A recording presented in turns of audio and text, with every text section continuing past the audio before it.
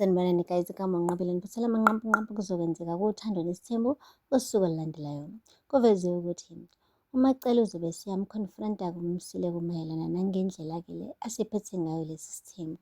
Uzomtshela ukuthi-ke sengathi kunoshintsho olukhulu, akusiyona le ndlela le ayemthembisa ukuthi uzophatha ngayo isithembu lesi. Ngesikhathi-ke eqala ukumncenga ukuthi kungenwe esithenjini. Shuthi uzobona sengathi nje yonke into ayemtshela yona wayemkhohlisa, esafuna ukuthi avume ukuthi kube khona isithembu lapha kaMsileko. Kodwa manje indlela esenza ngayo ayisafani ney'thembiso-ke azithembisa uMacele.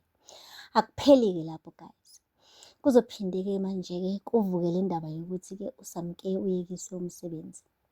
UMsileko uzosho ukuthi-ke uSamke wayesebenza, wayekiswa uyena umsebenzi. Kanti-ke lawo magama-ke kuzobe sekufana nanokuthi-ke uyidonsela amanzi ngomsele, ngoba uMakhumalo uzombuza nje kahle ukuthi kungani vele ayekise ingane yabantu umsebenzi. Ebese-ke uMsileko aphendula ngendlela naye angayicabangisisanga kahle. Uthe hhayi phela nokuhlala ekhaya ugada ikhaya lapha kaMsileko kuwumsebenzi.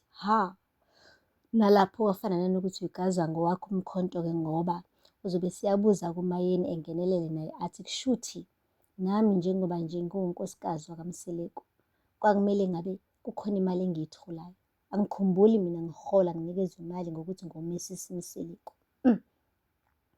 Ebese-ke namanye amakhosikazi ngokunjalo avumelane nakho lokho. Kusho ukuthi babona sengathi-ke manje uSamke uphathiswe okweqanda ngoba yena uyekiswa umsebenzi, kwathiwa akahlale ekhaya, kodwa-ke kuwumsebenzi ukuhlala ekhaya, which means uzobe sehola-ke ngokuthi nje yena uhleli ekhaya. Akupheli-ke lapho guys, kuze kwangenelela ngisho uMangabe-ke kulolu daba, washo ukuthi kahle kahle uMsileko kumele bahambe beyomriphotha ka-CCMA. Bemriphothele ukuthi-ke uyekise uSamke umsebenzi. Imagine guys, ukuthi ariphothe ka-CCMA, eriphothwa amakhosikazi akhe ukuthi uyekise uma wengane yakhe umsebenzi.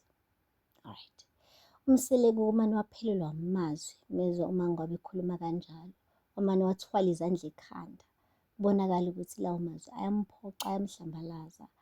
Kahle kahle nje bekade engalindele nanokulindela ukuthi-ke kuyoke kufike igama elithi CCMA liphathwe amakhosikazi akhe belibeka against yena.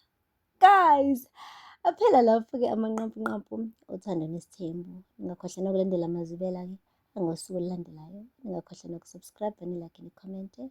Until next time, bye. Sanibonani guys, igama uNqabile niphathela amanqampunqampu